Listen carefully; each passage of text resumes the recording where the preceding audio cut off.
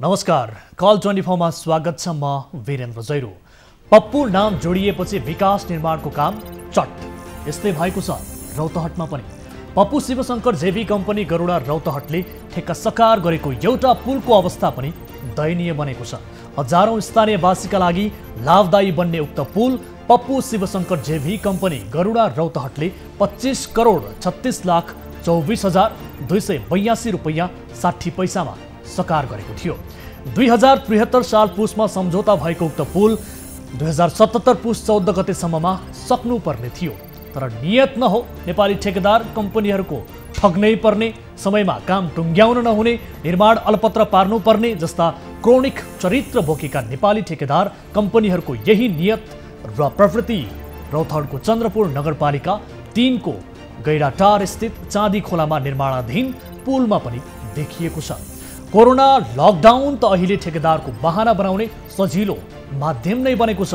हो यही कारण देखाउँदै निर्माण कार्य अलपत्र पारेको ठेकेदार कम्पनीले बाँकी काम अघि बढाउने कुनै लक्षण देखिएको छैन। हरेक पटक बहाना र बहानाबाजीको मौकाको ताकमा रहने ठेकेदार कम्पनीले अलपत्र पारेको चाँदी खोला पुल कहिले निर्माण सम्पन्न हुने हो? रौतहटवासी यही प्रश्नमा केन्द्रित बनेका छन्। अहिले काम अलपत्र पार्ने नियामक निकायमाथि पनि कुनै कारवाही नहुँदा यो पुल थप अलपत्र पर्ने चिन्ताले रौतहटवासीलाई सताएको छ। कल 24 को आजको संस्करणमा यो विशेष रिपोर्ट पेश गर्नेछौँ। सरकारले भुसा इटा उद्योग सञ्चालनमा रोक लगायो। 2074 साल माघ 29 गतेदेखि वायु प्रदूषण र वातावरणमा गम्भीर असर पारेको भन्दै सरकारले लगाएको यो प्रतिबन्धलाई भने स्थानीय सरकारहरूले नै तोड्दै आएका छन्। कतिपय स्थानीय तहका जनप्रतिनिधिहरूले नै भुसा इटा उद्योग सञ्चालन गर्दै आएका छन्। सरकारले रोक लगाएको 4 वर्ष बितिसक्दा पनि कञ्चनपुरमा यो उद्योग धमाधम सञ्चालनमा छ। सञ्चालन गर्ने उद्योगी र जनप्रतिनिधिहरूको तर्क छ भुसा इटा उद्योगले वातावरणमा कुनै प्रतिकूल प्रभाव पार्दैन। यही तर्कको अगाडि सङ्घीय सरकारको निर्णय ओझेलमा परेको छ। सरकारको निर्णय कानुन सरह लागू हुन्छ, तर स्थानीय तहले सहजै सरकारको निर्णयको उल्लङ्घन गर्दा वातावरणमा बढ्दो प्रतिकूल प्रभाव अझ बढ्ने निश्चित देखिएको छ।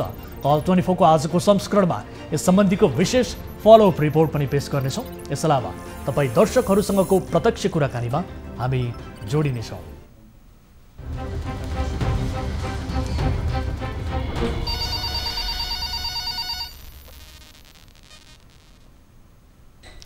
दर्शकहरू, कार्यक्रम कल 24 को नयाँ श्रृङ्खलामा उपस्थित भइसकेका छौँ विविध विषयहरूसहित। आज पनि न्युज 24 टेलिभिजनको स्टुडियोबाट लाइभ र विशेष गरी आम सर्वसाधारणले उठाउनुभएका ससाना विषयलाई पनि प्राथमिकता दिँदै त्यसको समाधान खोज्ने प्रयास निरन्तर कल 24 ले गर्दै आएको छ। र आज पनि आम सर्वसाधारणले उठान गर्नुभएका विषयहरूलाई केन्द्रित गरेर रिपोर्ट बनाएका छौँ र त्यो रिपोर्ट प्रस्तुत गरिसके पछाडि सम्बन्धित निकायको ध्यान आकर्षण आज पनि गराउनेछौँ। यसको जवाफ खरो रूपमा लिनेछौँ र सँगसँगै कुनै आपद विपदमा पर्नु भएको छ भने तपाईँले कार्यक्रममा प्रत्यक्ष रूपमा सहभागिता जनाउन सक्नुहुन्छ। तपाईँसँगको भाइबर कल र टेलिफोन कल पनि हामी लिनेछौँ र जसका लागि हाम्रो टोल फ्री नम्बर 1660 011 2424, एनसेल नम्बर 9805 72424 र भाइबर नम्बर 9884 011 037 मा तपाईँले कल गर्न सक्नुहुन्छ र समाजमा भएका कुनै पनि व्यथिति, विसङ्गति, भ्रष्टाचार, अनियमितताबारे, कुनै गलत क्रियाकलापबारे तपाईँले जानकारी गराउनु पर्नेछ भने कार्यक्रममा प्रत्यक्ष रूपमा सहभागिता जनाएर जानकारी गराउन सक्नुहुन्छ र तपाईँको जानकारीका आधारमा हामी सम्बन्धित निकायलाई प्रत्यक्ष रूपमा त्यसको जवाफ लिने कोसिस सम्बन्धित निकाय समक्ष गर्नेछौँ।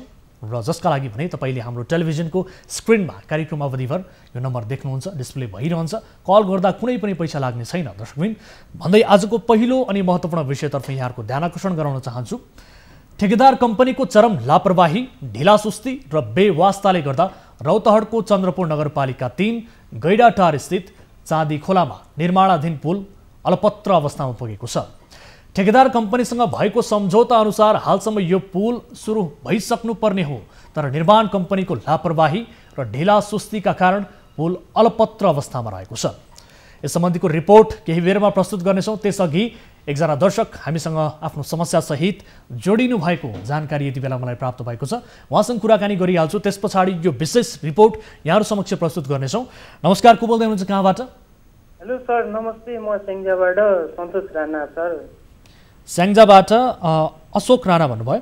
हजुर, सन्तोष राणा सर। सन्तोष राणा। सन्तोषजी के समस्यामा पर्नुभयो? हजुर, मेरो समस्या, मेरो भिना मलेसिया जानुभएको 4 वर्ष भयो। भिना हजुर जानुभएको 4 वर्ष भयो। हजुर। अनि उहाँ विगत 1 वर्षदेखि उहाँ यहाँ नेपाल आउन चाहनुहुन्छ, तर उहाँबाट त्यति सुनवाई गरेन के सर, त्यही भएर। 4 वर्ष भयो मलेसिया जानुभएको। अनि मलेसिया कति वर्षका लागि जानुभएको थियो? उहाँको भिजा कति समयको लागि थियो? करार अवधि 3 वर्षको हो सर। हजुर। तर 4 वर्ष 1 वर्षदेखि यता आउनको लागि कोसिस गर्दै हुनुहुन्छ, तर उहाँले पाउनु भएन छुट्टी। किन पाउनु भएन? विशेष गरी कम्पनीले रोक्यो अथवा के कारणले चाहिँ उहाँ आउनु पाउनु भएन? हजुर, उहाँ कम्पनीले भन्छ रे मान्छे छैन, काम गर्ने मान्छे छैन, अनि टिकट पनि महँगो छ भन्छ रे। अनि जबसम्म के अरे प्लेन खुल्ला हुँदैन तबसम्म जान पाउँदैन भन्नुहुन्छ रे। अनि सम्बन्धित दूतावाससँग तपाईँहरूको सम्पर्क भयो त? तपाईँहरूले कुराकानी गर्नुभयो? हजुर सर, कुरा गरेको। अब भोलि फोन गर्छु भन्छ, अनि त्यतिकै भुलाइदिँदो रहेछ कि सर। हजुर। अनि कुन मेन पावर मार्फत अथवा कुन कन्सल्टेन्सी मार्फत जानुभएको थियो उहाँ? त्यसको सम्बन्धित व्यक्ति हुनुहुन्छ कोही? ओभरसिज मेन पावरबाट सर। मेन पावरको नाम के भन्नुभयो? The river overseas. The river worship. हजुर सर। अनि सम्बन्धित व्यक्तिको नाम चाहिँ के हो? हजुर, त्यो ओभरसिजको सर। हजुर, मेन पावरसँग सम्बन्धित जो हुनुहुन्छ नि, द रिभर वर्शिप ओभरसिजका जो हुनुहुन्छ, प्रकाश राज बर्तौला सर। हस्, उहाँको नम्बर पनि तपाईँले हामीलाई पठाउनु भएको रहेछ। हाम्रो टिमका साथीहरू सम्पर्क गर्ने कोसिस गरिरहनु भएको छ। यहाँको भिनाजुको नाम के भन्नुभएको थियो बताउनुहोस् त? बमबहादुर राणा। बमबहादुर राणा। हजुर। हस्, ठिक छ। हामी टेलिफोन गर्ने कोसिस गरिरहेका छौँ। सम्बन्धित मेन पावरका सञ्चालकलाई हामी टेलिफोन सम्पर्क गर्ने कोसिस गरिरहेका छौँ। यदि उहाँले हाम्रो टेलिफोनलाई रेस्पोन्स गर्नुभयो भने हामी यसको जवाफ कार्यक्रममा प्रत्यक्ष रूपमा लिनेछौँ र के भएको यसको वास्तविकता पनि बुझ्ने कोसिस गर्नेछौँ। र अहिले कस्तो अवस्थामा हुनुहुन्छ तपाईँको भिनाजु, यसबारे बताउनुहोस् न। विशेष गरी कम्पनीमा नियमित रूपमा उहाँ काम गरिरहनु भएको छ कि अथवा कामभन्दा बाहिर हुनुहुन्छ? हजुर, नियमित रूपमा काम गर्दै हुनुहुन्छ। अझै पनि अब 1 हप्ता पछाडि फेरि भिसा लगाउनको लागि मेसेज आइसकेछ भन्दै हुनुहुन्थ्यो। हस्, ठिक छ। हामीसँग यति बेला सम्पर्कमा आउनुभएको छ प्रकाश राज बतौला, हाम्रो सम्पर्कमा हुनुहुन्छ। द रिभर ओभरसिजका डिरेक्टर हुनुहुन्छ उहाँसँग कुराकानी गरौँ। प्रकाश सर, स्वागत छ यहाँलाई कार्यक्रममा। हजुर सर, धन्यवाद। हजुर, अब विशेष गरी यहाँको मेन पावर मार्फत मलेसिया पुग्नुभएका एकजना व्यक्ति जो बमबहादुर हुनुहुन्छ, उहाँ नेपाल आउने कोसिस गरिरहनु भएको छ। विगत 4 वर्षदेखि मलेसियामा हुनुहुन्छ र 3 वर्षमा उहाँको भिजा सकियो र 1 वर्ष थप भइसक्दा पनि उहाँ आउनु पाउनु भएको छैन। यसबारे के भन्नुहुन्छ सर? तपाईँले पहल गरिदिइरहनु भएको छ कि अथवा कहाँनिर? हजुर सुन्नु सर, हजुर, यो 3 वर्षको एग्रिमेन्टमा पहिला मेन पावरले वैदेशिक रोजगारमा उहाँलाई पठायो। ए हजुर हजुर। 3 वर्षको एग्रिमेन्टमा जब हामीले पठायौँ, 1 वर्ष उहाँले आफू खुसीले एग्रिमेन्ट पछि थप्नु भयो। ओके, हजुर। उहाँको आफ्नो उहाँ र कम्पनी बिचको म्युचुअल अन्डरस्ट्यान्डिङ। हजुर हजुर। अनि थपिसकेपछि उहाँले पहिला म्याथ थप गर्ने बेलामा हामीलाई इन्फर्म गर्नु भएन। हजुर। उहाँ आफू खुसीले म्याथ थप गरेर बस्नुभयो। 3 वर्षसम्म मेन पावरले पठाएको 3 वर्ष कन्ट्र्याक्ट अवधिमा फर्काउने जिम्मा मेन पावरको हो। त्योभन्दा पछि 1 वर्ष उहाँले म्याथ थप गरेर बस्नुभयो। हिजो कि कहिले मलाई कल गर्नुभयो, यसरी म घरमा आउनु लाग्यो, मेरो समस्या छ भन्नुभयो। तर तपाईँहरूले चाहिँ उहाँलाई फर्काउने आश्वासन दिइरहनु भएको छ भन्ने जानकारी आयो नि त? आश्वासन चाहिँ दिइरहनु भएको छ? त्यो त अटोमेटिक भिसा सिद्धिसकेपछि त उहाँ आफै कम्पनीसँग कुरा गरेर फर्किन सक्नुहुन्छ। त्यहाँ हामीले फर्काएनौँ भने त्यहाँ नेपाल सरकारको प्रतिनिधि छ, राजदूतावास, फर्किन नसक्ने भन्ने कुरो त होइन नि। हजुर। उहाँलाई इलिगल हामीले विदेशको बाटो अन्त नेपालको एयरपोर्टभन्दा बाहिर उडाएर बिना भिसा उहाँलाई राखे पनि होइन। 3 वर्ष हाम्रो कन्ट्र्याक्ट अवधिमा उहाँ बस्नुभयो। त्यसपछि उहाँ र कम्पनी बिच फेरि थप 1 वर्ष सम्झौता गरेर बस्नुभयो होइन। अनि उहाँलाई सप्ताह परिन्जेल, उहाँलाई सजिलो भइन्जेल आफू कम्पनीसँग एग्रिमेन्ट थप गरेर बस्ने, अनि फर्काएन भनेर त्यो त मेन पावरलाई दोष लाएर भएन नि। हजुर, ठिक छ। अब ठिक छ, इन्फर्म गर्नुभयो। अब यो होइन कि आजको भोलि नै मैले तुरुन्तै फर्काएर ल्याउन सक्ने भन्ने कुरो हुँदैन। कम्पनीलाई रिक्वेस्ट गरेको छु, प्रक्रिया हुन्छ हैन। यसको प्रक्रिया कहाँ पुग्यो सर? कहिलेसम्म उहाँले अब चाहे अनुसार नेपाल उहाँले इन्फर्म गर्नुभयो, हामीले कम्पनीलाई रिक्वेस्ट गरेका छौँ। अब 2-4 दिनमा उहाँको भिसा क्यान्सलेसनहरू होला, आउट पास बनाउनु पर्ने होला, के छ त्यो गरेर फर्काइदिन्छ। तपाईहरुले गरिरहेको प्रोसेस र तपाईहरुले गरेको रिक्वेस्टलाई लिएर कम्पनी कतिको पोजिटिभ छ? कम्पनी पोजिटिभ हुनु पर्यो नि। कम्पनीले यो हामीलाई भनिरहनु पर्ने कुरै होइन, यो म्यान पावरलाई रिक्वेस्ट गर्नुपर्ने म्याटरै होइन। उहाँहरू जब 1 वर्ष सम्झौता थप गरेर बस्नुभयो, तब कम्पनीले उहाँलाई पठाइदिनु पर्ने हो। उहाँले सम्झौतामा उल्लेख गर्नुभयो होला कतिमा पठाइदिने भनेर, के गर्ने भनेर। त्यो त सम्झौता दुई पक्षबीच सम्झौता भएर न बस्नुभयो। हजुर, ठिक छ। अब उहाँ नेपाल आउन चाहिरहनु भएको उहाँको सम्झौतामा म्यान पावर उद्देश्य बसेको छैन। हजुर, ठिक छ प्रकाश सर। अब नेपाल आउन चाहिरहनु भएको छ र उहाँको परिवार नेपाल आउन चाह्यो भने उहाँ आउनु पाउनुहुन्छ, त्यहाँ भएन भने म्यान पावरले पहलै गरेन रे हैन। ठिक छ। यति बेला सन्तोषजी, उहाँको परिवारका व्यक्ति जो हामीलाई गुनासो गरिरहनु भएको छ, सन्तोषजी हाम्रो सम्पर्कमा हुनुहुन्छ, उहाँलाई सोध्छौँ। सन्तोषजी सुन्दै हुनुहुन्छ? सन्तोषजी सुन्दै हुनुहुन्छ मलाई? अब जो डिरेक्टर हुनुहुन्छ प्रकाश सर, उहाँले बताएको र उहाँले दिएको जवाफबाट कतिको सन्तुष्ट हुनुहुन्छ तपाईँ बताउनुहोस् त। हजुर, त्यही हो सर, जति सक्दो यहाँ पठाइदिए आउने माहौल बनाइदिनु भएदेखि राम्रो हुन्थ्यो सर। हस्, ठिक छ। तपाईँहरूले चाहनु भएको यही नै हो। र प्रकाश सर, विशेष गरी अब यो प्रोसेस कति समय लाग्ला उहाँ नेपाल आउनको लागि? परिवारका व्यक्तिहरूलाई के चाहिँ मेरो कुरो सुन्नुहोस् सरले, यो हामीले इलिगल रूपमा पठा पनि होइन। ठिक छ, यहाँले इलिगल रूपमा पठाउनु भएको छ भनेर त भनेकै छैनौँ हामीले हैन। हजुर, नेपाल सरकारले प्रतिबन्धित गरेको ठाउँमा पठा पनि होइन, विदेशको बाटो प्रयोग गरेर अवैधानिक रूपमा पठा पनि। ठिक छ, त्यो प्रसङ्ग बेग्लै कुरा भयो, त्यो हामीले भने पनि छैनौँ हैन। हामीले कम्पनीलाई रिक्वेस्ट गरेका छौँ हैन। हजुर, खासमा यो विषयमा हामी मुचिरहनु नपर्ने हो, किनभने हामीले पठाएको 3 वर्ष कन्ट्र्याक्ट अवधि सिद्धिसकेपछि कम्पनी र उबिच सम्झौता भएर बसिसकेपछि त्यसमा हामीले पहल गर्नुपर्ने विषय होइन। ठिक छ, तर पनि परिवारका व्यक्तिहरूको एउटा आशा अपेक्षा त हुन्छ नि, तपाईँहरूप्रति पनि त एउटा आशा छ। अपेक्षा अनुसार मैले कम्पनीलाई रिक्वेस्ट गरेको छु, उसलाई कम्पनी फर्काउने प्रक्रियामा छ है सर। हस्, हामीले चाहेको यही हो। उहाँले चाहे अनुसार अब आफ्नो भूमिमा फर्किनका लागि जुन एउटा इच्छा राख्नु भएको छ नि, भूमिमा फर्किनलाई यो सुन्नु न सर, यो अवैधानिक ठाउँमा गए पनि हैन, भिसा सिद्धेर इलिगल भएर मान्छे। ठिक छ, हामीले त्यो भनेको छ। अब उसले फर्किनलाई निवेदन दियो, त्यसमा नि प्रक्रियाहरू होला हैन। कम्पनीले प्रक्रिया पूरा गरेर पठाइदिन्छ, त्यही हो। ठिक छ, हामीलाई पीडितले गुनासो गरिसके पछाडि हामीले यसको वास्तविकता के हो र तपाईँहरू समक्ष यो कुरा अहिले त बुझ्नुभयो नि तपाईँले वास्तविकता। ठिक छ, बुझेँ मैले, वास्तविकता बुझेँ र तपाईँले इलिगल रूपमा पठाउनु भएको भन्ने सवाललाई लिएर हामीले प्रश्न पनि गरेका छैनौँ। ठिक छ, मेरो कुरा सुन्नुहोस्। हजुर, र हामी के मात्र चाहन्छौँ भने यसका लागि तपाईँले पहल गरिदिनु होला। एज एउटा तपाईँको मेन पावर कम्पनीबाट गइसके पछाडि तपाईँहरूले आफ्नो तर्फबाट हुन सक्ने पहलका लागि तपाईँहरू 100% दिएर भए पनि यसलाई पहल गरिदिनु होला। उहाँलाई नेपाल झिकाउनका लागि कोसिस गरिदिनु होला। समय र जानकारीका लागि यहाँलाई धेरै धेरै धन्यवाद दिन चाहन्छु सर।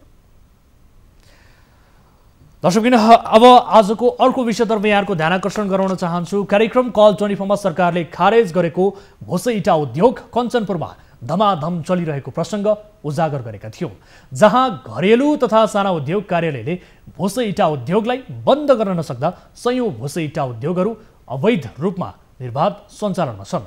सरकारले खारेज गरेको 4 वर्ष बित्दा पनि भोसे इटा उद्योगहरू निर्बाध रूपमा सञ्चालन हुँदा सम्बन्धित निकाय बेखबर चाहिँ बनिरहेको छ। हुन त हामीले कार्यक्रम मार्फत सम्बन्धित निकायको ध्यान आकर्षण पनि गराएका थियौँ, तर पनि सरकारले खारेज गरेका यी उद्योग हटाउने कसैले आँट गर्न सकेको छैन। इभन स्थानीय प्रशासनले पनि आँट गर्न सकेको छैन। इटा व्यवसायीहरूले स्थानीय तहका जनप्रतिनिधिहरूको मिलोमतमा निर्बाध रूपमा प्रतिबन्धित भोसे इटा उद्योगका कारण वर्षेनी राज्यलाई कर छली मात्र नभएर ठुलो घाटा भइरहेको छ। यो फलोअप रिपोर्ट हेर्नुहोस्।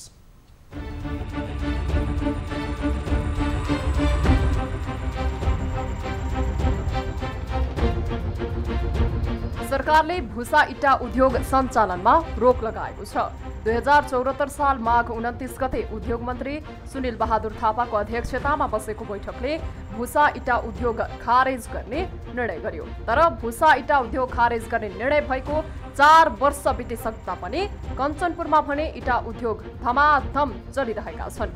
कार्यक्रम कल 24 मा माघ 20 गतेको श्रृङ्खलामा सरकारले खारेज गरेका भुसा इटा उद्योग कञ्चनपुरमा निर्बाध चलिरहेको प्रसङ्ग उजागर गरेका थियो। भुसा इटा उद्योगहरूले वायु प्रदूषण र वातावरणमा प्रभाव पार्ने भएकोले यसलाई व्यवस्थित गरी आधुनिक प्रविधि रूपान्तरण गर्ने, व्यवस्थित नभएका उद्योगलाई खारेज गर्ने निर्णय समेत भएको थियो। तर कञ्चनपुरको भीमदत्त नगरपालिका वडा नम्बर 8 का वडाध्यक्षले नै मन्त्रीले गरेको निर्णयको धज्जी उडाएको देखाएका थियौं।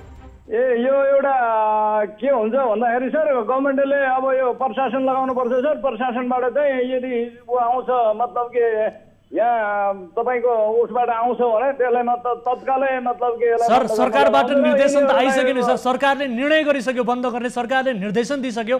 अब कोबाट आउनु पर्यो सर? तपाईँहरूले कार्यान्वयन गर्नु पर्यो नि त्यसलाई। यसलाई कार्यान्वयन गर्न त त्यही हो सर। अहिले त म जनप्रतिनिधि भएर, मैले वडाध्यक्ष भएर मतलब कि मैले एउटा आफ्नो व्यवसायलाई चलाउन नपाउनु। हामीले लाइभ कार्यक्रम मार्फत यस विषयमा सम्बन्धित निकायको ध्यानकर्षण पनि गराएका थियौं। कञ्चनपुर प्रमुख जिल्लाधिकारी रामकुमार महतोसँग गरिएको यो कुराकानी सुन्नुहोस्। देशभरका भुसा इटा उद्योग जो मापदण्ड विपरीत छन् यिनीहरूलाई खारेज गर्नुपर्छ भनेर निर्देशन गरेको छ, निर्णय गरेको छ। तर जनप्रतिनिधि के भनिरहेका छन् भने अरूले सञ्चालन गरिरहेका छन्, मैले पनि सञ्चालन गरेँ भनेर उहाँले जवाब दिनुहुन्छ सर। यसो मिल्छ सर? त्यो जवाब सही सान्दर्भिक होइन। हजुर, अरूले अपराध गरे भने म पनि अपराध गर्छु भन्न चाहिँ पाएन। बगैँचा उहाँले अहिले त्यही बताउनु भएको छ। आएको थिएन अहिलेसम्म। अब यहाँले भन्नुभयो, यसलाई पनि म गम्भीर रूपमा लिएर अब यो कुराहरू बुझेर कानुनको दायरामा अवश्य पनि ल्याउँछु। तर हामीले ध्यानकर्षण गराए पनि प्रशासनले समेत यी अवैध इटा उद्योगहरू रोक्न सकेको छैन। 2074 सालमा माघ 29 गते उद्योग मन्त्री सुनिल बहादुर थापाको अध्यक्षतामा बसेको बैठकको निर्णय नम्बर 2 मा देशमा रहेका भुसा इटा उद्योगहरूलाई 1 वर्षसम्म आधुनिक प्रविधिमा रूपान्तरण गर्नुपर्ने र आधुनिक प्रविधिमा रूपान्तरण नगर्ने उद्योगलाई खारेज गर्ने निर्णय भए पनि त्यस निर्णय कार्यान्वयन भने अझै नभएको स्थानीयहरूको भनाइ छ। जथाभावी खोलिएका यस्ता उद्योगहरूका कारण वातावरणमा प्रतिकूल प्रभाव पर्न थालेको छ। सो क्षेत्रमा अहिले घरै पछि जस्तो यस्ता ससाना उद्योगहरू खुलेका छन्। दर्शकगण, यसअघिको कार्यक्रममा पनि हामीले यसबारे रिपोर्ट प्रसारण गरिसके पछाडि सम्बन्धित निकायको ध्यानाकर्षण गरायौँ र त्यस पछाडि सम्बन्धित निकायले जहिले पनि आश्वासन मात्रै दिन्छ, यसको नियमन गर्छौँ, यसको नियन्त्रणमा हामी तदारुकता देखाउँछौँ, यसलाई अब मापदण्डभित्र ल्याउनका लागि हामी पहल गर्छौँ भन्ने किसिमको जवाफ उहाँहरूले दिनुहुन्छ। कानुनी दायराभित्र हामी ल्याउनेछौँ भन्ने किसिमको प्रतिबद्धता उहाँहरू गर्न छुटाउनुहुन्न। लाइभ कार्यक्रममा उहाँले यही किसिमको जवाफ दिन सक्नुहुन्छ, तर त्यसलाई व्यवहारमा, त्यसलाई प्र्याक्टिकल्ली, त्यसलाई कार्यान्वयनमा ल्याउनका लागि भने सक्नुहुन्न। 50 भन्दा बढी भुसा इटा उद्योगहरू यति बेला कञ्चनपुर जिल्लामा सञ्चालन भइरहेका छन्, जसलाई सरकारले खारेज गरेको छ। यी भुसा इटा उद्योगहरू सञ्चालन गर्न पाइँदैन, यसलाई मापदण्ड विपरीत, यसले वातावरणमा प्रतिकूल असर पार्ने गरी यसरी सञ्चालन गर्न पाइँदैन भन्ने किसिमका निर्णयहरू छन्। तर यो निर्णयको स्थानीय सरकारमा रहेका जनप्रतिनिधिहरू नै धज्जी उडाउन थालेका छन् यस्ता निर्णयहरूको। दर्शकगण, यसअघि पनि हामीले जो वडा अध्यक्ष हुनुहुन्छ, जसको वडा नम्बर 8 भीमदत्त नगरपालिका वडा नम्बर 8 मा आफ्नै भुसा इटा उद्योग सञ्चालन भइरहेको छ, ती वडा अध्यक्षसँग पनि हामीले कार्यक्रममा कुराकानी गरेका थियौँ र उहाँलाई फेरि पनि हामी टेलिफोन सम्पर्क गर्ने कोसिस गरिरहेका थियौँ। उहाँको जवाब थियो, अन्य व्यक्तिहरूले सञ्चालन गरिरहेको इटा उद्योग यदि बन्द हुन्छ भने म पनि बन्द गर्न तयार छु भन्ने किसिमको जवाफ उहाँले दिनुभएको थियो। यद्यपि उहाँ त्यस वडाको जनप्रतिनिधि हुनुहुन्छ, स्थानीय निकायको जनप्रतिनिधि हुनुहुन्छ, तर जनप्रतिनिधिले यस्तो किसिमको जवाफ दिएको सुहाउँदैन। सुरुवात तपाईँले आफैबाट गर्नुपर्छ भन्ने किसिमको कुरा हामीले गरेका थियौँ र त्यस पछाडि स्थानीय प्रशासनको पनि ध्यानाकर्षण गराएका थियौँ। प्रमुख जिल्ला अधिकारीसँग हामी कुराकानी गरेका थियौँ र यति बेला हामीसँग कुराकानीका लागि जोडिनु भएको छ कञ्चनपुर भीमदत्त नगरपालिकाका मेयर सुरेन्द्र विष्ट हाम्रो सम्पर्कमा हुनुहुन्छ। मेयर साहब, स्वागत छ यहाँलाई कार्यक्रममा। धन्यवाद। हुन त हामीले यसअघि पनि यो उजागर गरेको विषय हो, विशेष गरी अहिले नगरपालिकाभित्र धमाधम भुसा इटा उद्योगहरू सञ्चालन भइरहेका छन्, जसका कारण स्थानीय नागरिकहरूको स्वास्थ्यमा गम्भीर खेलवाड भइरहेको छ, वातावरणमा प्रतिकूल असर परिरहेको छ भनेर गुनासो आएको छ। हामीले स्थानीय प्रशासनको पनि ध्यानाकर्षण गरायौँ। विशेष गरी सरकारले खारेज गरेको 4 वर्ष बितिसक्यो, खारेज गर्ने निर्णय गरेको यो निर्णय अनुसार तपाईँहरूले यसलाई बन्द गर्न, नियमन गर्न, मापदण्डभित्र ल्याउन किन सकिरहनु भएको छैन? होइन, अब स्थानीय सरकार सञ्चालन धेरै एकल अधिकारहरूका सन्दर्भमा अझै पनि व्याख्या हुनुपर्ने, कार्यान्वयन गर्नका निम्ति सङ्घीय र प्रदेश सरकारका कतिपय कानुनहरू प्रष्ट ढङ्गले नयाँ नबनिसकेको सन्दर्भ छ। हजुर, खास गरी हामीले भूसा भत्ता जुन दर्ता गर्ने नवीकरण गर्ने अधिकार अहिले पनि सानो तथा घरेलु शाखालाई जिम्मा दिएको छ, कार्यालयलाई। अस्ति त्यो सन्दर्भमा हामीले प्रमुख जिल्ला अधिकारीसँग छलफल गरेका थियौँ। जुन संस्थाले लाइसेन्स दियो वा नवीकरण गर्ने निकाय छ त्यो निकायले यसलाई तुरुन्तै टुङ्ग्याउनु पर्छ भन्ने कुराहरूको सन्दर्भमा कुरा राखेका छौँ र सम्भवतः प्रदेश सरकारबाट नयाँ ऐन जारी नहुन्जेलसम्म स्थानीय सरकारले के गर्ने त भन्ने कुराको खास गरी हाम्रो कार्यक्षेत्रमा आइसकेको सन्दर्भ छैन। तर पनि यद्यपि नागरिकहरूको स्वास्थ्य वातावरणका सन्दर्भमा प्रदूषणका सन्दर्भमा हामीले पनि कामहरू गर्ने कुराहरू अनुगमन गर्ने कुराहरू भइ नै राखेका छ। तर हिजोको अनुमति दिने दर्ता गर्ने निकायले यो कुरालाई प्रमुख नेतृत्व गर्यो भने हामीलाई पनि सजिलो हुन्छ भन्ने कुरा हो। मेयर साहब, अब तपाईँले बताउनु भयो सङ्घीय सरकार प्रदेश सरकारले भनौँ न स्पष्ट रूपमा ऐन नबनाएका कारणले गर्दाखेरि आफूहरूलाई गाह्रो अप्ठ्यारो भइरहेको भन्ने किसिमको तपाईँहरू अलिकति दोसाधमा हुनुहुन्छ यो विषयलाई लिएर। तर सबै कुरा सङ्घीय सरकार र प्रदेश सरकारको मुख ताकेर मात्र पनि सम्भव हुँदैन होला। स्थानीय सरकार पनि आफ्नो क्षेत्रमा एउटा बलियो सरकारका रूपमा स्थापित हो। तपाईँहरूलाई पनि धेरै कुराहरूको अधिकार छ। विशेष गरी 2074 साल माघ 29 गते नै उद्योग मन्त्री जो हुनुहुन्छ तत्कालीन सुनिल बहादुर थापाको अध्यक्षतामा बसेको बैठकले यी देशभर रहेका भूसा इँटा उद्योगहरूलाई खारेज गर्ने निर्णय गरेको छ। यो निर्णय कार्यान्वयन गराउनका लागि पनि तपाईँहरूलाई सङ्घीय सरकारकै मुख ताक्नुपर्ने, प्रदेश सरकारकै मुख ताक्नुपर्ने कारण चाहिँ के रहेछ? मैले तपाईँलाई अघि पनि कुरा गरेँ, कतिपय एकल अधिकारका सन्दर्भमा जो स्थानीय सरकार सञ्चालन ऐनमा छन् त्यसलाई कार्यविधि बनाएर कानुन बनाएर हामीले कार्यान्वयन गर्ने कुरा त हाम्रो दायित्व र जिम्मेवारीभित्र नै हो। कतिपय विषय फेरि पनि साझा सूचीका अधिकारका सन्दर्भमा पारिदिएको सन्दर्भ छ। त्यसलाई कार्यान्वयन गर्नका निम्ति हामीलाई समस्या मैले यहाँ आग्रह गरौँ, त्यसरी शिक्षा ऐनको सन्दर्भ माध्यमिक शिक्षासम्म स्थानीय सरकार सञ्चालन ऐन अन्तर्गत हाम्रो एकल अधिकारभित्र परे पनि कतिपय कामहरू अहिले हामी गर्न सकिरहेका छैनौँ। जस्तै वन ऐन पनि बाजिएको सन्दर्भ छ। स्थानीय सञ्चालन सरकार सञ्चालन ऐन केही संशोधन, नेपाल ऐन केही संशोधन ऐन अन्तर्गत वनकै ऐन र स्थानीय सरकार सञ्चालन बाजिएको सन्दर्भ छ।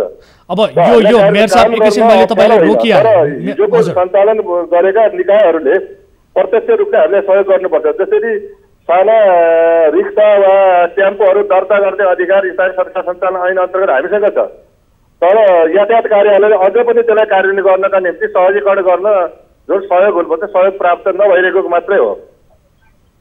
मेयर साहब, तपाईँले यति कुराहरू भनिरहँदा विशेष गरी जे भइरहेको छ गलत भइरहेको छ भन्ने कुरालाई त तपाईँले मनन गर्नुभएको छ नि? एकदमै त्यो कानुन विपरीत कुनै अनुमति बेगरी कुनै पनि उद्योग धन्दा सञ्चालन गर्न हुँदैन। कानुन अनुसार कानुनले यही भन्छ भनेपछि स्थानीय सरकार तपाईँहरू हो, तपाईँहरू त्यहाँको अगुवा हो, तपाईँहरू नेतृत्व गरिरहनु भएको छ स्थानीय सरकारलाई भनेपछि तपाईँहरूले एउटा राज्यलाई कर पनि नतिर्ने, अवैध रूपमा सञ्चालन भइरहेको तपाईँका नागरिकहरूको स्वास्थ्यमा गम्भीर खेलवाड भइरहेको र वातावरणलाई प्रतिकूल असर गरिरहेको यति हुँदाहुँदै पनि तपाईँलाई अब धेरै ठुलो ऐन कानुनको जरुरत के पर्यो? सङ्घीय सरकारकै मुख ताक्नुपर्ने एउटा कानुनै बन्नुपर्ने के छ यसमा? कानुन अनुसार जे भइरहेको छ गलत रूपमा भइरहेको छ, अवैध चलिरहेको छ भन्ने कुरा त सबै जानकार छन्। तपाईँले त्यति पनि रोक्न सक्नुहुन्न। उनीहरूले नियमन गरिरहेको सन्दर्भ छ। मैले अघि पनि यहाँलाई शान्ता घरेलु उद्योगको जिल्ला कार्यालय कुरा गरेँ। त्यही सन्दर्भमा जो अघि जिम्मेवारीको कुरा अघि यहाँले भन्नुभयो, हाम्रो जिम्मेवारी हुन्छ दायित्व र भित्र कर्तव्यभित्र हुन्छ। त्यही कारणले प्रमुख जिल्ला अधिकारीलाई यो समन्वयात्मक एउटा मिटिङ गरौँ र तुरन्तै गैर कानुनी रूपमा सञ्चालन भएका कुराहरूलाई बन्द गर्नुपर्छ भन्ने कुरा। अब प्रमुख जिल्ला अधिकारीसँग हामीले कुराकानी पनि गरेका थियौँ। उहाँले यसबारे बुझ्ने र आफूले यसको नियमनका लागि तदारुकता देखाउने प्रतिबद्धता पनि जनाउनु भएको थियो। स्थानीय सरकारले स्थानीय प्रशासनसँग समन्वय गरे कि गरेन यस विषयलाई लिएर तपाईँहरूको बैठक छलफल के भएको छ सर अहिलेसम्म? अस्ति प्रारम्भिक रूपमा हाम्रो छलफल भएको छ र यसलाई सम्बन्धित कार्य हिजोको जो मैले दर्ता गर्ने वा नवीकरण गर्ने जुन निकाय छ उहाँहरूलाई पनि बोलाएर हामीले एकचोटि मिटिङ गरौँ र तुरन्तै यो कामलाई अगाडि बढाउँ भन्ने कुराको प्रतिबद्धता भएको छ। यदि प्रमुख जिल्ला अधिकारीले त्यो कुरालाई चासोका साथ काम गर्ने अगाडि बढाउने जुन भन्नुभएको त्यसलाई म स्वागत गर्न चाहन्छु र छिट्टै हामीले यो कुरालाई समाधान गर्छौँ। अब तपाईँहरूले यति कुरा भनिरहँदा र विशेष गरी माघ 20 गतेको कार्यक्रममा नै हामीले यसबारे विषय उजागर गरेका थियौँ र विगत लामो समयदेखि यो चलिरहेको छ। 4 वर्ष बितिसक्यो, सरकारले खारेज गरेको तर पनि अवैध रूपमा निर्वाध रूपमा चलिरहेको अवस्था छ।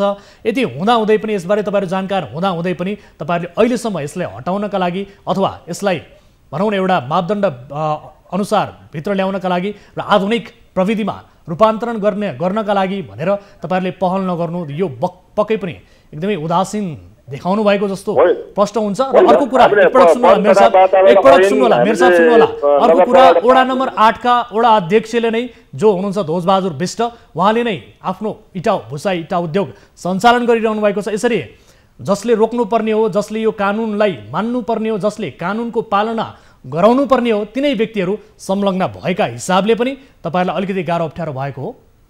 होइन, मैले अघि तपाईँलाई भने नि कतिपय कार्यालयहरू हिजो समायोजन भएर आउँछन् भन्ने, 28 वटा कार्यालय समायोजन हुन्छन् भन्ने भयो। पछि प्रदेश सरकारले विभिन्न कार्यालयहरू स्थापना गर्दै जाँदाखेरि कतिपय कार्यक्षेत्रहरू कतिपय कामहरू दोहोरो पनि भएको छ र अस्पष्टता भएको छ र काम गर्नका निम्ति अलिकति असहज भइरहेको सन्दर्भ जो छ, हामीले नेपाल नगरपालिका सङ्घको बैठकमा पनि यी विषयहरू उठाइरहेका छौँ र एकल अधिकार भएका कामहरूका सन्दर्भमा हामीले स्पष्टसहित आफ्नो काम गर्न पाउनुपर्छ। अहिले पनि केन्द्रीय शासन लागू गर्ने नाममा जुन केन्द्रीकृत हिसाबले कतिपय परिपत्र जारी हुने, कतिपय कामहरूका सन्दर्भ हस्तक्षेप हुने अहिले पनि भइरहेको सन्दर्भ छ। यो कुरालाई हामी उठाइरहेका छौँ। मेयर साहब, अब यति कुरा तपाईँले भनिरहँदा तपाईँको आशय अनुसार मैले के बुझ्न बाध्य भयो भने तपाईँ यसरी गलत रूपमा चलिरहेको कानुन विपरीत अवैध रूपमा चलिरहेको इटा उद्योगहरूलाई सञ्चालन गर्नका लागि स्थानीय नागरिकको स्वास्थ्यमा परिरहेको असरलाई रोक्नका लागि तपाईँ डराउनु भयो।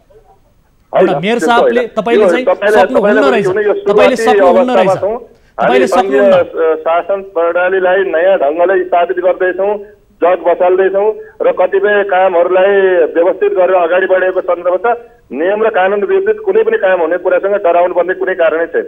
तर तपाईँले गर्नु भएन नि त। अब यो इटा उद्योगहरू, कानुन विपरीत चलिरहेका इटा उद्योगहरू, मापदण्ड विपरीत चलिरहेका, राज्यबाट कर छली गरेर चलिरहेका उद्योगहरूलाई रोक्नका लागि, यसलाई मापदण्डमा भित्र ल्याउनका लागि मेयर साहब सक्नुहुन्न, यही बुझौँ? हामी सक्छौँ। खै त तपाईँहरूले सक्नु, यति धेरै समय भइसक्यो। अघि यति लामो कुरा गरे नि, तपाईँ सक्नुहुन्न। त्यसो भए अब त्यो सक्नु तपाईँको कुराबाट, तपाईँको आशयबाट हामीले यही बुझ्यौँ मेयर साहब। छलफलको विषयवस्तु भन्दा पनि व्यवहारले कार्यान्वयन गर्दाखेरि त्यसमा चाहिँ थाहा हुन्छ हजुरलाई। तपाईँले के प्रक्रियाहरू पुरा गर्नु भएको छ एकपटक बताउनुहोस् त। तपाईँलाई अघि मैले कुरा गरेँ नि, हामीले वन तथा वातावरण ऐन बनाएका छौँ। हजुर, हाम्रा कतिपय स्थानीय सरकार सञ्चालन ऐन अन्तर्गतका कार्यविधि नियम बनाएको र 73 वटा। ठिक छ मेयर साहब, म तपाईँ समक्ष एकैछिनमा आउँछु। ठिक छ मेयर साहब, म तपाईँसँग एकैछिनमा आउँछु। यति बेला हामीसँग जोडिनु भएको छ जो हुनुहुन्छ वडा अध्यक्ष ध्वजबहादुर विष्ट, हाम्रो सम्पर्कमा हुनुहुन्छ वडा नम्बर 8 का वडा अध्यक्षज्यू। वडा अध्यक्षज्यू, स्वागत छ यहाँलाई कार्यक्रममा। धन्यवाद सर, हजुरलाई, हजुरको न्युजलाई। हजुर, अब हामीले तपाईँसँग गरेको कुराकानी तपाईँ बिर्सनु भएको हो कि अथवा नटेर्नु भएको हो कि अथवा के हो सर यो? त्यो भुसी भट्टा सम्बन्धमा हजुर? हजुर, याद त रहेछ। त्यो प्रक्रियागत चलिरहेको र त्यसको थप सम्बन्धमा चाहिँ मिसिलहरू, फाइलहरू अगाडि बढिरहेको, त्यो उपभोक्ताहरूले, सञ्चालकहरू, व्यवसायहरूले चाहिँ त्यसलाई चाहिँ मन्त्रालयमा पुर्याउने जमर्को गरिरहेको हुँदा मैले अटेडको कुरा त मैले गरेकै छैन कुनै ठाउँमा। खै त अहिलेसम्म माघ 20 गते तपाईँसँग हामीले कार्यक्रममा कुराकानी गरेको, तपाईँ स्वयंले त्यहाँ भुसा इटा उद्योग सञ्चालन गरिरहनु भएको छ, यसलाई हटाउँछु र अन्यले हटाए पनि हटाउँछु भनेर तपाईँले यस किसिमको जवाफ पनि दिनुभएको थियो। अब तपाईँको दायित्व भनेको आफैले सुरुवात गर्ने हो। एक जनप्रतिनिधि भइसके पछाडि जनप्रतिनिधिको हैसियतले तपाईँले कुनै पनि कुराको सुरुवात आफूले गर्नुपर्छ र अरूलाई पालना गराउने, अरूलाई कार्यान्वयन गराउनका लागि तपाईँले भूमिका खेल्ने हो। यति हुँदाहुँदै पनि तपाईँले हटाउनका लागि के पहल गर्नुभयो यसबारे सुनाउन ल, सुखद समाचार। यसमा के भएछ सर भन्दाखेरि यो भुसी व्यवसायहरूले, भुसा भट्टाहरूले चाहिँ आफ्नो उद्योग धन्दा चाहिँ केही वर्षको लागि थप म्याद पाउँ भनेर चाहिँ उनीहरूले फाइल अगाडि बढाएको अवस्था, प्रक्रियामा गएको अवस्था त्यही भएर चाहिँ उहाँको प्रक्रिया नहुन्जेलसम्म या त त्यो मन्त्रालयबाट चाहिँ त्यो हुनु हुँदैन भनेर आउनुपर्छ र तुरुन्तै यथाशीघ्र त्यो चाहिँ बन्द हुन्छ। अन्यथा त्यो फाइलहरू अगाडि बढिरहेको तिनीहरूको प्रोसेस अगाडि बढिरहेको हिसाबले चाहिँ त्यसमा चाहिँ केही कार्यान्वयन नभएको अवस्था छ। अनि अब हामीले कुराकानी गरिसके पछाडि त्यहाँ सिडिओ साहबसँग पनि कुराकानी गरेका थियौँ, उहाँ अनुगमनमा आउनुभयो कि भएन, तपाईँहरूले फेरि यसबारे थप अनुगमन गर्नुभयो, केही गर्नुभयो? थप अनुगमन त उहाँहरूबाट भएकै छ, राज्य पक्षबाट पनि भएको हो, नभएको होइन। तपाईँहरूले हटाउन मानिरहनु भएको छैन? हजुर, तर तपाईँहरूले हटाउन मानिरहनु भएको छैन? राज्यलाई कर पनि नतिर्ने, पुरानो व्यवसाय हो। यसमा चाहिँ यो भुजा भट्टा सञ्चालन गर्न अगावै चाहिँ यो नगर्नु हुनु भनेर चाहिँ सूचना जारी हुनुपर्ने, सूचना जारी नभएको अवस्थाले गर्दाखेरि 10-20 लाख रुपियाँ मान्छेको चाहिँ त्यसमा लगानी लागिसकेको अवस्थाले तपाईँहरूको काम के हो त सर? तपाईँहरू स्थानीय सरकार हुनुहुन्छ, तपाईँहरू स्थानीय सरकार हुनुहुन्छ, स्थानीय नागरिकको स्वास्थ्यमा प्रतिकूल असर परिरहेको छ भनेर गुनासो व्यापक रूपमा बढेको छ। यसरी कानुन मिचेर तपाईँहरूले उद्योग सञ्चालन गरिरहनु भएको छ। यति हुँदाहुँदै पनि तपाईँहरूलाई सूचना टाँस्नुपर्ने त्यो सम्बन्धित निकाय त तपाईँहरू पनि हो नि सर, होइन? स्थानीय सरकारको प्रतिनिधि तपाईँहरू। मैले योभन्दा पूर्व पनि हजुरलाई यो अवगत गराएकै थिएँ।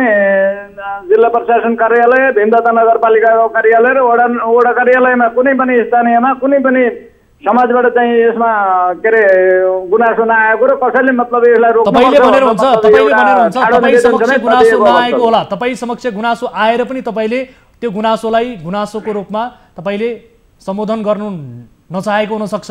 तर हामीसँग यति धेरै स्थानीयहरूको गुनासो छ। यसअघिको कार्यक्रममा पनि तपाईले हामीले भनेका थियौं, रिपोर्ट मार्फत दर्शकहरूलाई सुनाएका थियौं, स्थानीयको गुनासो प्रत्यक्ष रूपमा बाइट हामीले सुनाएका थियौं। कसरी भन्नुहुन्छ सर स्थानीयको गुनासो छैन भनेर?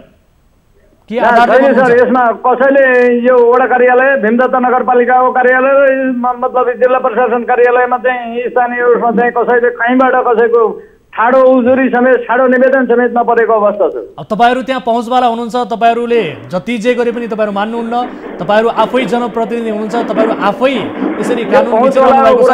तपाई विरुद्ध बोल्ने आट कसले गर्छ सर? मैले पहुँच मेरो केही पनि होइन, म स्थानीय दाजुभाइसितको एउटा स्थानीय प्रतिनिधि हो। मैले पहुँचको कुरा पनि गरेको छैन, मसित त्यो मेन पावर र मनी पावर पनि होइन। मैले हजुरलाई यति मात्र आग्रह गरेँ, यो कार्यालयमा कसैको पनि यो मौखिक जनगुनासो पनि आएको छैन र लिखित रूपमा पनि नआएको अवस्था। तपाईं आफूलाई स्थानीय नागरिकको प्रतिनिधि भनिरहनु भएको छ। यो भट्टा भुसी भट्टा बन्द हुनुपर्छ भन्ने उहाँ सुन्नु होला, तपाईं आफूलाई स्थानीय नागरिकको प्रतिनिधि भनिरहनु भएको छ, तर तपाईकै स्थानीयको स्वास्थ्यमा प्रतिकूल असर पार्ने गरी उद्योग चलाइरहनु भएको छ सर।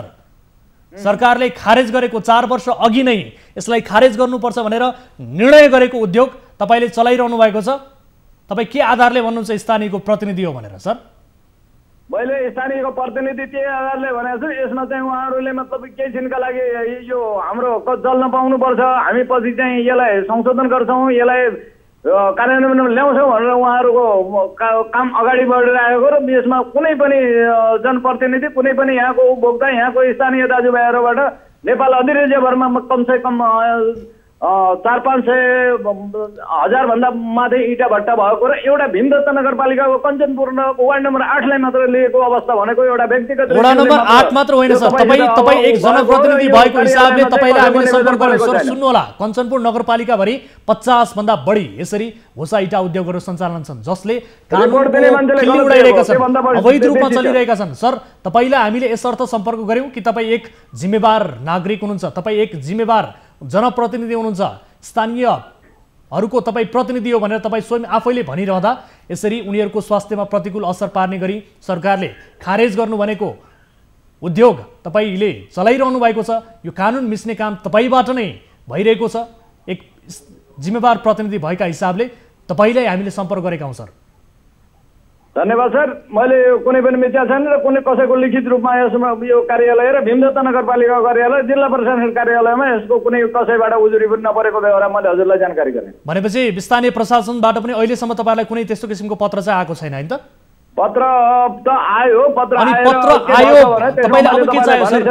वडा अध्यक्षज्यू, तपाईहरुलाई पत्र आइसकेको छ, एकपटक सुन्नु होला, तपाईलाई पत्र आइसकेको छ। तपाईको भुसी भट्टाहरु उद्योग चलिरहेछ भने एउटा भीमदत्त नगरपालिका वार्ड नम्बर 8 को वडा अध्यक्ष ध्वजबहादुर विष्टले मात्र गर्नु हुँदैन भन्ने कहाँनिर छ त नि? मैले यो मात्रै खोजे हो नि हजुर। हामीले तपाईँलाई मात्र भनेका छैनौँ, जति पनि 50 भन्दा बढी जति पनि उद्योग छन् सबै उद्योगहरू बन्द हुनुपर्छ, खारेज हुनुपर्छ र तत्काल ती सबै यदि सञ्चालन गर्ने हो भने आधुनिक प्रविधिमा रूपान्तरण भएर चल्नुपर्छ र बस्तीभन्दा पर जुन हिसाबले उद्योगहरूको मापदण्ड छ 500 मिटर भन्दा पर राख्नुपर्ने यो अनुसार पनि तपाईँहरू चल्नु भएको छैन सर। यति धेरै अवैध रूपमा तपाईँहरूले सञ्चालन गरिरहँदा यो चाहिँ पाउनुहुन्न, कानुन विपरीत हो भन्ने हाम्रो कन्सर्न हो सर। धन्यवाद। हामीले त्यो गरेको होइन। अब यसलाई रोक्नुहुन्छ कि रोक्नुहुन्न सर? यसलाई कहिलेसम्म रोक्नुहुन्छ यो बताउनुहोस्। तपाईलाई मैले चिनेको मान्छे छैन, मलाई हजुरले चिन्नु पनि भएको छैन। कसैले व्यक्तिगत हिसाबले मतलब कि भीमदत्त नगरपालिकाको वार्ड नम्बर 8 लाई मात्र टार्गेट गरे हो। तपाईलाई पनि हामीले चिनेका छैन, तपाई कुन पार्टीको हो, तपाई को हो भने तपाईलाई चिनेका छैन सर। हुनुपर्छ, यहाँ तुरुन्तै बन्द हुन्छ। म प्रशासनको सहायता लिएर पनि बन्द गर्न लगाउँछु। वडा अध्यक्षज्यू, तपाईले यसअघिको कार्यक्रममा पनि यस्तै प्रतिबद्धता जनाउनु भएको थियो। कुन ठाउँमा भएको छ? कुनै ठाउँमा भएको छ भुसी भट्टा बन्द? तपाईले यस्तै प्रतिबद्धता जनाउनु भएको थियो। तपाईको काम हो सर, हामी भनिरहेका छौँ तपाई कुन पार्टीको हो अथवा तपाईको हो, तपाईको डिटेल्स हामीलाई के पनि थाहा छैन। एकपटक सुन्नु सर, तपाई एक स्थानीय सरकारको जनप्रतिनिधि हो, एक वडा अध्यक्ष हो, एक जिम्मेवार व्यक्ति हो। त्यसकारण तपाईलाई हामीले सम्पर्क गर्यौं। हामी तपाईलाई यही हिसाबले चिन्दछौँ, तपाईको परिचय हामीले यही हिसाबले राखेका छौँ कि तपाई एक स्थानीय सरकारको जिम्मेवार प्रतिनिधि हो, कानुन पालना गराउने एक प्रतिनिधि हो। यो हिसाबले हामीले तपाईलाई चिनेका छौँ। तर तपाईबाट नै यसरी कानुनको खिल्ली उडिरहेको छ, अवैध रूपमा इटा उद्योग चलाइरहनु भएको छ, त्यसलाई रोक्नुको साटो अरूले बन्द गरे भने मात्रै म गर्छु भनेर भनिरहनु भएको छ। यस्तो भन्न तपाईँ पाउनुहुन्न। ठिक छ, हुने कुरा हेर्दै जाउँदा सर त्यसमा मैले हजुरलाई भन्न केही छैन होइन। त्यो अरू जिल्लाहरूबाट पनि सुरुवात भएर आउँछ भने ठिक छ। एउटा भीमदत्त नगरपालिका वार्ड नम्बर 8 लाई भनेपछि तपाईहरु यो रोक्ने पक्षमा हुनुहुन्न हैन वडा अध्यक्षज्यू? हामी यही बुझौँ, तपाईहरु अहिले तत्कालका लागि यसलाई रोक्ने पक्षमा हुनुहुन्न, जसरी चलिरहेको छ चलोस् भन्ने पक्षमा हुनुहुन्छ हो। कानुनलाई तपाईहरु नमान्ने हैन त? कानुनलाई मानिन्छ, कानुनलाई खै त तपाईहरुले कानुन मान्नु भएको? खै त तपाईको भनाइ अनुसार अरु बन्द भएपछि मात्रै बन्द गर्छु भनेर भनिरहनु भएको छ जुन हिसाबले। यसले त तपाईले सिधै स्थानीय प्रशासनलाई ठाडो रूपमा चुनौती दिइरहनु भएको छ सर। हामी चाहिँ यसलाई आधुनिकीकरणमा जान्छौँ भन्ने मतलब कि त्यहाँ व्यवसायहरूको कुरा भएको कारणले मैले तपाईलाई यो आग्रह गरेँ कि यो तपाईले एकदम आफै प्रतिनिधि भएर, तपाईले प्रतिनिधि आफै भएर, जनप्रतिनिधि आफै भएर यसले तपाईको जवाफले के बुझिन्छ भने कानुनलाई तपाईले आफैले ठाडो चुनौती दिइरहनु भएको छ। सम्बन्धित निकायहरू जो छन्, स्थानीय सरकार, स्थानीय प्रशासनलाई तपाईले ठाडो रूपमा चुनौती दिइरहनु भएको छ। मेयर साहब पनि हाम्रो लाइनमै हुनुहुन्छ। मेयर साहब सुन्दै हुनुहुन्छ हामीलाई?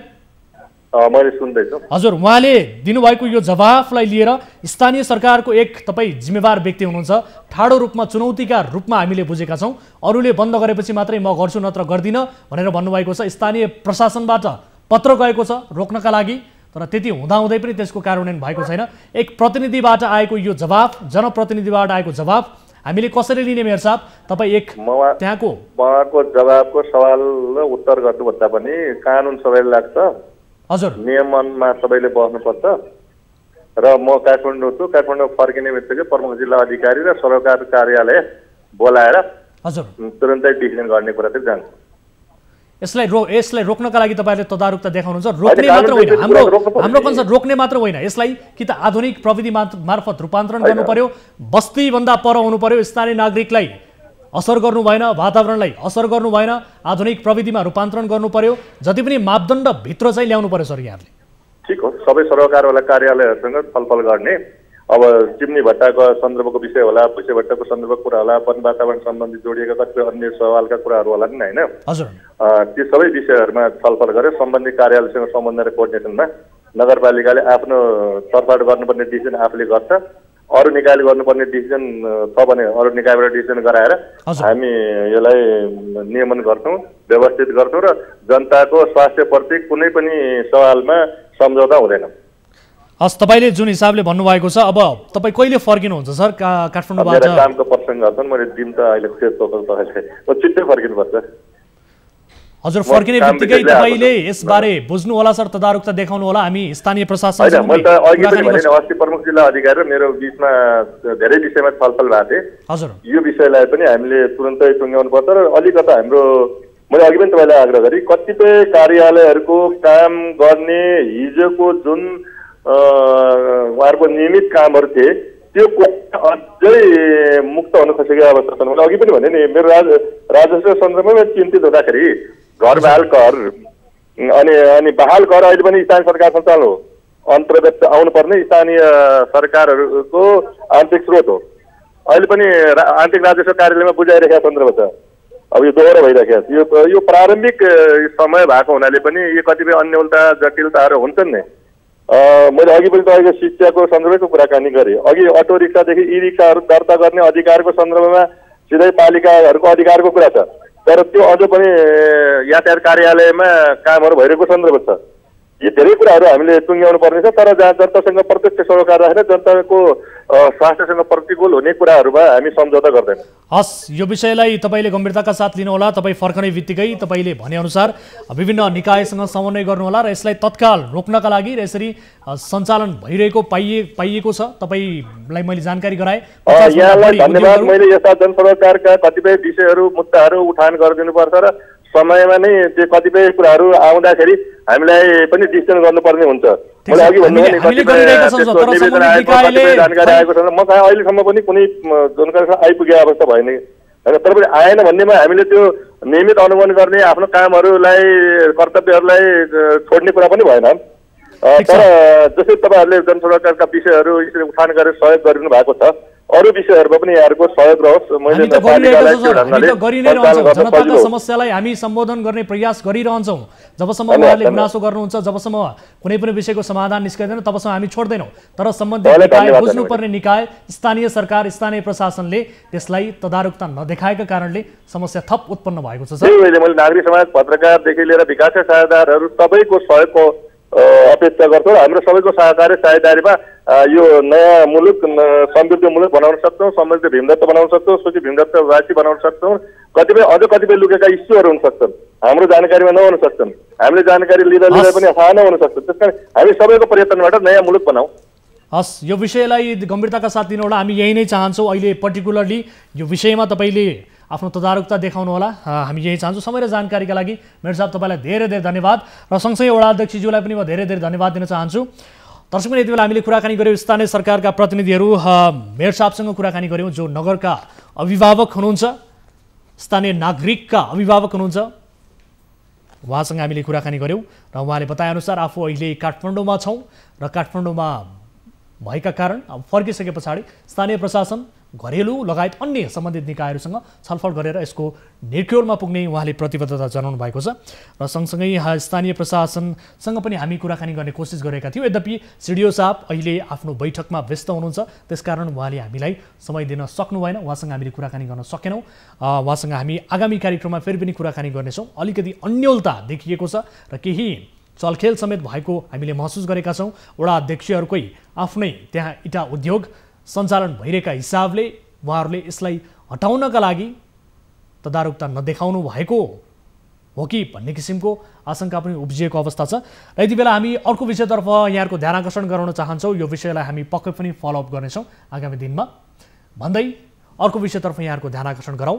ठेकेदार कम्पनीको चरम लापरवाही, ढिलासुस्ती र बेवास्ताले गर्दा रौतहटको चन्द्रपुर नगरपालिका 3 गैडाटार स्थित चाँदी खोलामा निर्माणाधीन पुल अलपत्र अवस्थामा छ। ठेकेदार कम्पनीसँग भएको सम्झौता अनुसार हालसम्म सो पुल सुरु भइसक्नुपर्ने हो, तर निर्माण कम्पनीको लापरवाही र ढिलासुस्तीका कारण पुल अलपत्र अवस्थामा छ, जसका कारण वर्षाको समयमा स्थानीयको जनजीवन निकै नै कष्टकर हुन पुगेको छ। वर्षायाममा चाँदी खोलामा बाढी आउँदा चन्द्रपुर नगरपालिका वडा नम्बर 3 र मकवानपुर जिल्लाका विभिन्न गाउँका स्थानीयहरू चन्द्रनिगाहपुर आउन जान सकस हुने गरेको छ। वर्षामा बाढी आउँदा बिरामी पर्दा अस्पताल जान नपाउँदा केही स्थानीयले ज्यान नै गुमाउनु परेको छ। वर्षामा नदी तर्ने क्रममा वर्षेनी कोही न कोही गैडाटारवासीले ज्यान गुमाउनु परेको घटना गैडाटारवासीको नियति नै बन्न पुगेको छ। तर पनि पुल निर्माणतर्फ कसैको ध्यान जान सकेको छैन। स्थानीयको गुनासोका आधारमा रौतहटबाट टिभी जर्नलिस्ट बालविक्रम कार्कीले पठाएको यो विशेष रिपोर्ट हेर्नुहोस्।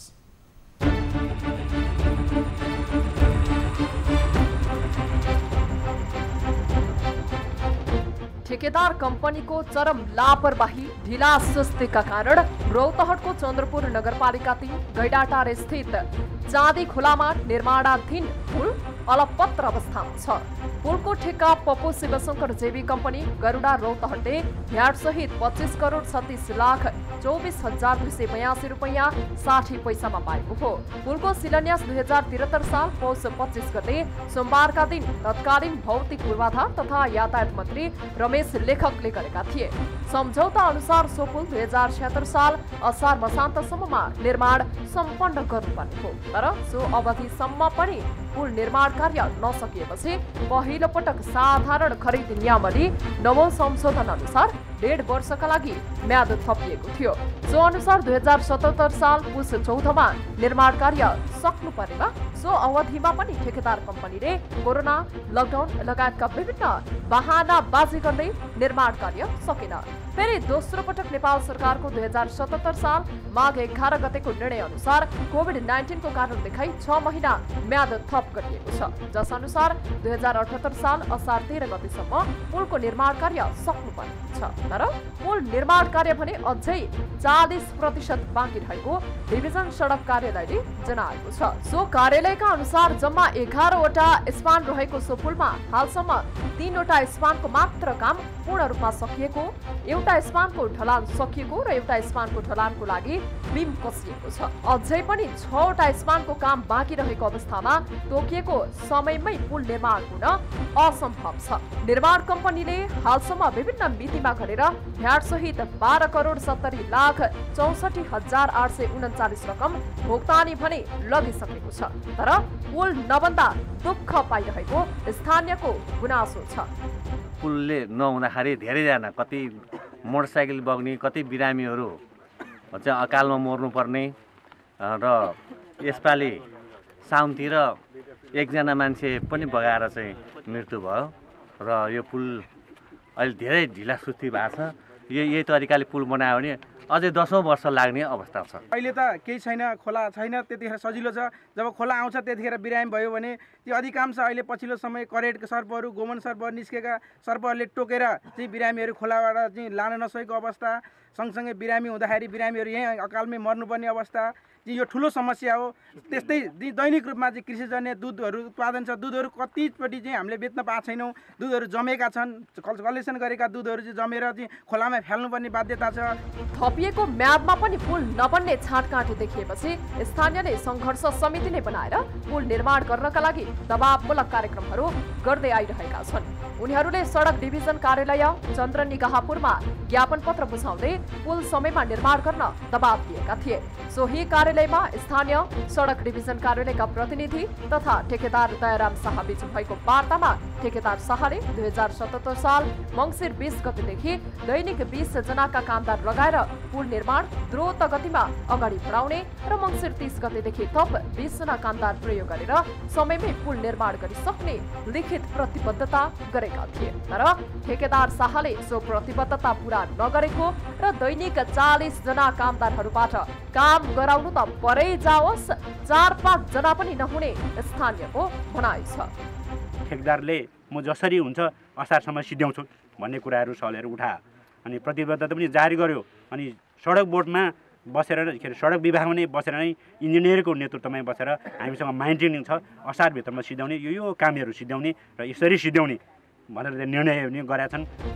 स्थानीयहरूले चाँदी खोलामा बन्दै गरेको पुल अलपत्र छाड्ने ठेकेदारलाई कारबाही गर्नुपर्ने माग गर्दै आएका छन्। तत्कालीन भौतिक योजना तथा निर्माण मन्त्री रघुवीर महासेठ तथा विकास तथा प्रविधि समितिकी सभापति कल्याणी खड्काले सो पुल स्थलगत निरीक्षण गर्दै पुल निर्माणको काम समयमै सक्न निर्देशन दिएका थिए। तर विभागीय मन्त्रीको निर्देशनपछि पनि काम नभएकोमा स्थानीय निकै नै निराश भएका छन्। यो काम म तीव्र गतिमा अगाडि बढाउँछु। अहिले मेरो मान्छे छैन। अब यो 7 दिनभित्रमा म कमसेकम पनि 20 जना मान्छे लगाएर 20 जना मान्छे लगाएर म यो काम अगाडि बढाउँछु र कुनै पनि सामान स्रोतको घटी हुन दिन्न भन्न हामीले एउटा निर्णय पनि गरेका छौँ। अनि त्यो निर्णय गरेपछि हामीले पटक पटक ठेकेदारलाई त्यो निर्णय अनुसार काम नभएपछि फोन गऱ्यौँ। फोन गरेपछि भइहाल्छ भन्यो। यहाँ आएर हामीले अनुगमन गर्दाखेरि अब मिस्त्रीहरू त्यो 20 जना भनेको ठाउँमा 5 जना 6 जना माथिमा 10 जना, त्यहाँभन्दा बढी फेला पारेन। कुल 469.50 मिटर लम्बाइ रहेको सो पुलको ठेक्का लिएका पप्पू शिवशंकर जेबीका ठेकेदार रहेका शाह रौतहटका निर्माण व्यवसायी संघका अध्यक्ष समेत हुन्। तर जिम्मेवार पदमा बसेका अध्यक्षलाई कसैले कारबाही गर्न नसकेका कारण पुल बन्न नसकेको स्थानीयको आरोप छ। यता सडक डिभिजन कार्यालय रौतहटले 2077 साल माघ 27 गते राष्ट्रिय पत्रिकामा एक सूचना निकालेर तोकिएको समयमा सम्झौता बमोजिम कार्य सम्पन्न गरेको र पटक पटक मौखिक ताकेता गर्दा पनि ठेक्का सम्पन्न गर्न चासो नदेखाएकोले ठेक्का किन नतोड्ने तथा कालो सूचीमा किन नराख्ने भन्दै 7 दिनभित्र लिखित स्पष्टीकरण पेश गर्न भनेकोमा सो निर्माण कम्पनीले पेश गरेको स्पष्टीकरण चित्त बुझ्दो नभएकोले अर्को स्पष्टीकरण सोध्ने र त्यसमा पनि चित्त नबुझे कारबाही प्रक्रिया अगाडि बढाउने निर्णय गरेको छ। फागुन 19 गते मिटिङ बसेर फेरि अब एपीजी चाहिँ उहाँहरूले जुन एडभान्स पेमेन्ट लानुभएको हुन्छ मोबिलाइजेसनको रकम त्यो चाहिँ तान्ने निर्णय चाहिँ भएको छ। अब यसमा पनि उसले उहाँहरूबाट केही काम भएन अथवा जुन हुनुपर्ने स्पिड उहाँहरूले लिनु भएन भने अब यो पछिको कारबाही भनेको ठेक्का तोड्नेसम्मको कारबाहीमा जान्छ।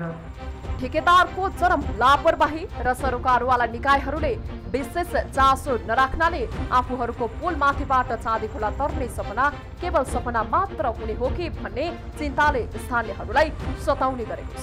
उनीहरू प्रश्न गर्छन्, ठेकेदारको ढिलासुस्ती र आलटालका कारण कहिलेसम्म चाँदी खोलामा बगेर ज्यान गुमाउनु पर्ने हो? 5 वर्षभित्र क्लियर योसँग बनेको पुलहरू केले गरेन यो के भयो यस्तो? यो त अचम्म भयो नि। यो त सो पुल मात्र होइन, पप्पू शिवशंकर जेबीले ठेक्का पाएका जिल्लाका लमाहा नदी पुल, लौकाहा खोला पुल अनि तरहरी खोला पुल पनि अलपत्र परेको छ। सो पुलहरूको बारेमा पनि सडक डिभिजन कार्यालयले राष्ट्रिय पत्रिकामा सूचना प्रकाशित गर्दै स्पष्टीकरण सोधेको छ।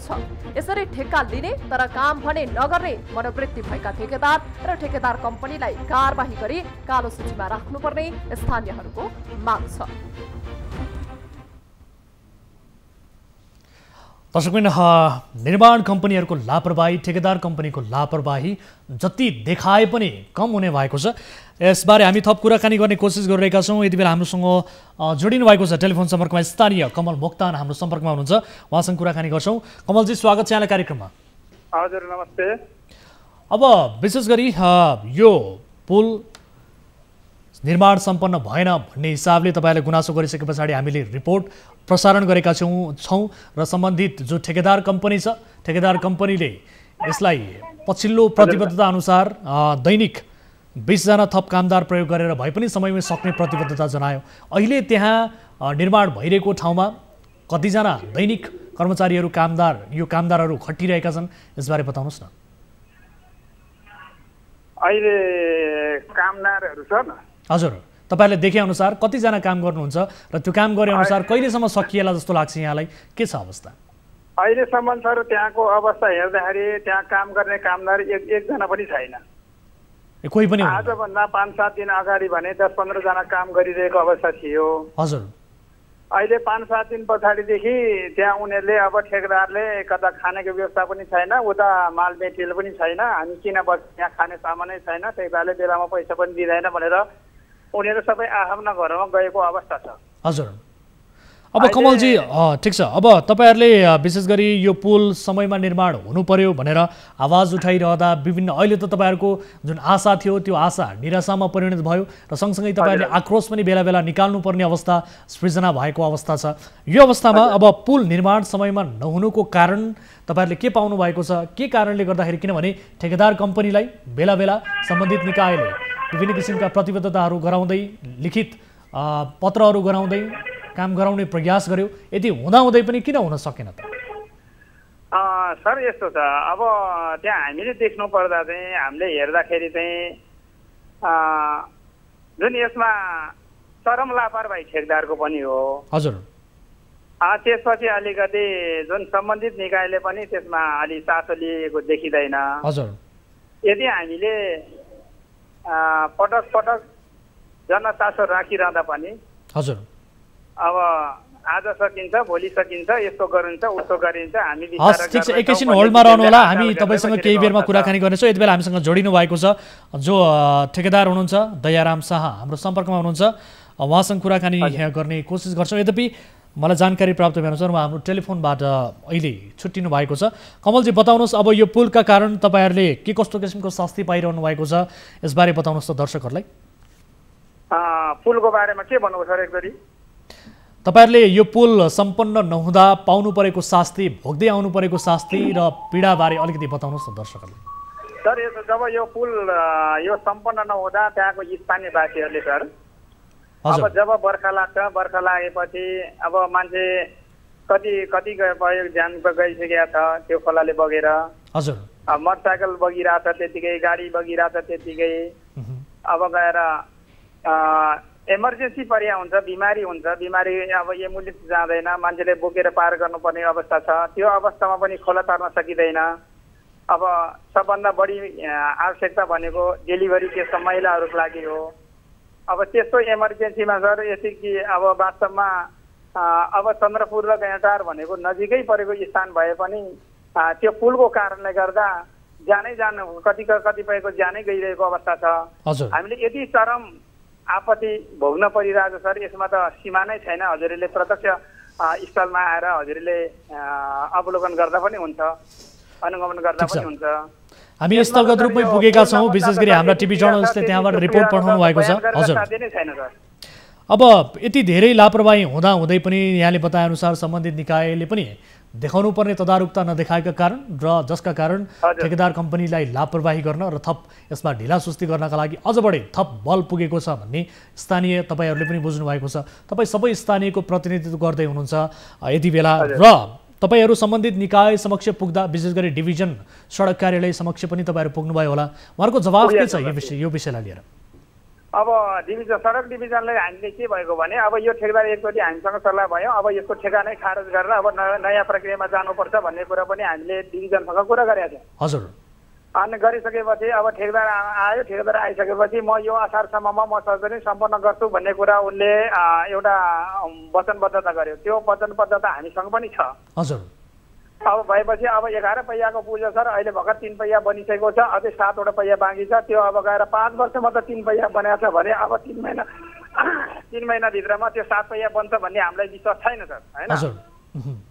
त्यो भएको हुनाले अनि त्यहाँबाट डिभिजनमा बसेर पनि हामीले त्यो सम्झौता र सहकार्य गरेको हो तर पनि अब डिभिजनलाई हामीले पटक पटक फोन मार्फत भए पनि अब त्यहीँ गएर भए पनि हामी डिभिजनसँग परामर्श र त्यहाँसँग कुराकानी भइरहेको छ त्यति हुँदा पनि ठेकेदारले वास्तवमै भन्यो भने ठेकेदारले डिभिजनको पनि कुरो मान्नेवाला छैन भनेपछि ठेकेदार नै अलिकति बढी बलियो चाहिँ यहाँनिर देखिएका कारणले सम्बन्धित निकायले पनि के गर्न सकिरहेको छ नेपाल सरकारको यो जुन विभिन्न निकायहरू छ जुन सडक सम्बन्धी निकाय छ ऊ निकाय भन्दा ठेकेदार चाहिँ अझ बलियो भएको अवस्था देखिएको छ त्यो किन बलियो भयो भन्ने कुरो चाहिँ हामीलाई थाहा भएन न कसैको ल यस्ता अब गएर सरकारी निकायसँग न उनीहरूको कुनै मिलोमत छ कि त्यो भएर पनि उनीहरू बलियो भएको हो कि भन्ने कुरो चाहिँ हाम्रो आशंका पनि हो ठिक छ अब यति कुरा भइरहँदा यति हुँदै अब तपाईहरुलाई त स्थानीय नागरिक त्यहाँ पुल चाहियो हैन त तपाईहरुलाई त अब एक ठाउँबाट अर्को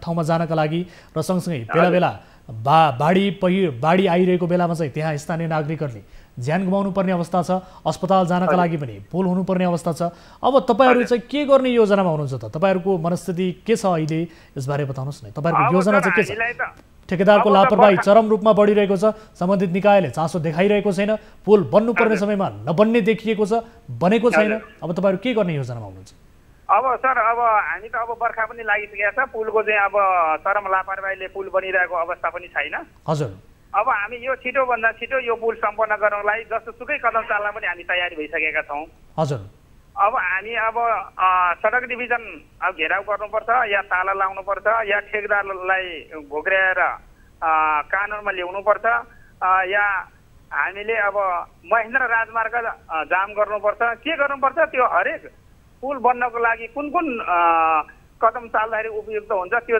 कदम सबै कदम चाल्न हामी तयारी छौँ सर हस् समय र जानकारीका लागि धन्यवाद तपाईसँग कुराकानी गरिरहँदा हामीले जो ठेकेदार हुनुहुन्छ यो पप्पू शिवशंकर जेवी कम्पनी गरुडा रौतहटका सञ्चालक, उहाँसँग हामीले टेलिफोन सम्पर्क गरेर यसको जवाफ लिने कोसिस गरेका थियौँ, तर उहाँसँग सम्पर्क हुन सकेन। यद्यपि यस विषयलाई फेरि पनि हामी फलोअप गर्नेछौँ र तपाईँलाई समय र जानकारीका लागि धेरै धेरै धन्यवाद। हस् सर, धन्यवाद। दर्शकवृन्द, आजका लागि कार्यक्रमको निर्धारित समय सकिएको छ। यसबारे थप जवाफ सम्बन्धित निकायसँग हामी लिने नै छौँ। अहिलेका लागि समय अभावका कारणले उहाँहरूसँग सम्पर्क पनि भएन र यसको जवाफ पनि लिन सकेनौँ। अत्यन्त संवेदनशील विषय छ। विशेष गरी अस्पताल जानका लागि पनि मानिसहरूलाई त्यहाँ पुलको आवश्यकता छ र मानिसहरूले ज्यान गुमाइरहेका छन्। बाढी आएको समयमा खोलामा डुबेर मानिसहरूको मृत्यु भइरहेको छ। यो अवस्थामा पुल निर्माण सम्पन्न भएको छैन। ठेकेदार कम्पनी पप्पू शिवशङ्कर जेभी कम्पनी, यो कम्पनीको लापरवाहीले हद नागेको छ। मुलुकको विकास निर्माणको क्षेत्रमा यो मात्र होइन, मुलुकका विभिन्न क्षेत्रमा यो कम्पनीले विकास निर्माणमा यस्तै किसिमको लापरवाही ढिलासुस्ती गर्दै आएको छ। यस विषयलाई हामी आगामी कार्यक्रममा फलोअप गर्नेछौँ भन्दै कुनै आपद विपदमा पर्नु भएको छ, कुनै जिज्ञासाहरू छन् कार्यक्रममा, यी र यस्तै विषयहरूमा तपाईँले कुनै किसिमका गुनासोहरू जानकारीहरू गराउनु पर्नेछ भने हाम्रो टोल फ्री नम्बर 1660 011 2424, एनसेल नम्बर 98 015 72424 र भाइबर नम्बर 98 84 011 037 मा तपाईँले कल गर्न सक्नुहुन्छ र हाम्रो 24 हेल्प डेस्क 24 घण्टा तपाईँका लागि खुला रहनेछ।